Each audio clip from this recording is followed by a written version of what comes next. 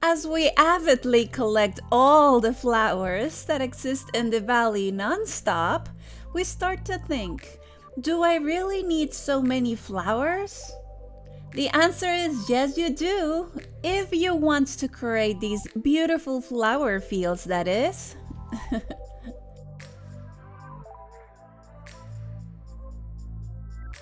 Hi everyone, I'm Cupcake, and we're starting our very satisfying looking flower fields, placing our jello nasturtiums in a curved line. You can definitely do this in a straight line, but I feel making a curved line like this, it just makes it a bit more interesting.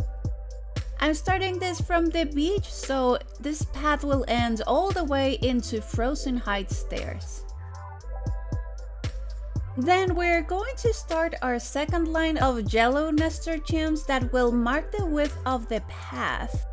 One of the reasons I'm leaving a lot of space for the path is because we're going to include some lamps later on, but also to avoid having that pick up the flower bubble popping up at our every step.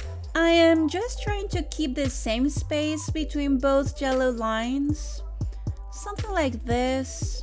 Now let's make our second line of flowers, and I'll be placing orange ones just to continue the rainbow spectrum. Making the first line does require a bit of patience, especially if you're aiming to make a seamless curved line like this one. But for the rest of the lines, like this orange one, it'll be super easy as we're just placing them right beside the jello flowers.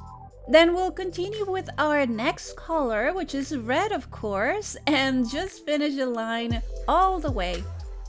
We could definitely finish it here, but for this build I wanted a bit more body, so I'll be adding another line of orange, and because the jello nasturtium is a rare flower in the biome, and just being mindful that it's more difficult to collect, I'll be making the next line red as well, and that will be the last line.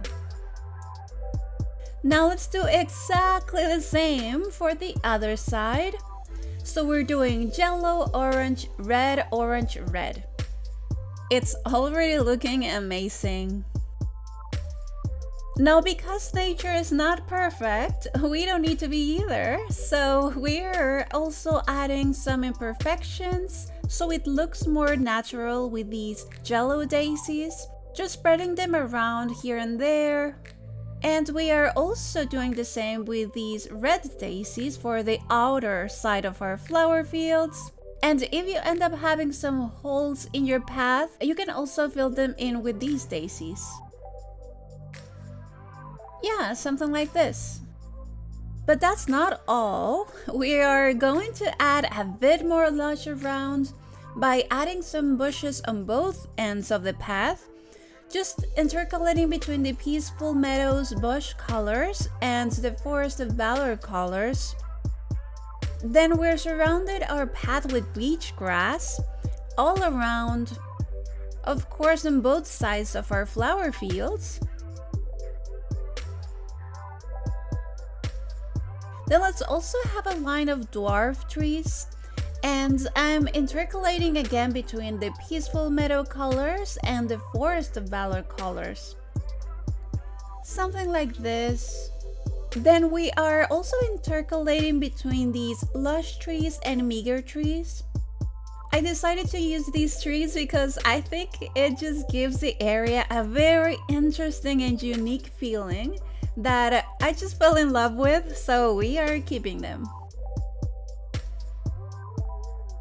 As you can see in the video, I already placed some bended trees right over the frozen stairs, mainly for the photos, but it also gives that feeling of entering a completely different area, which is actually what is happening, so it should work. And just finishing this side and also adding some more bushes on this end of the path.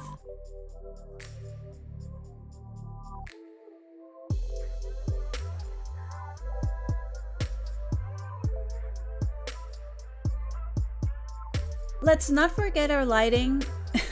I feel I say that too often, but really, we shouldn't forget our lighting. So we're using the jar lamps this time to light our way.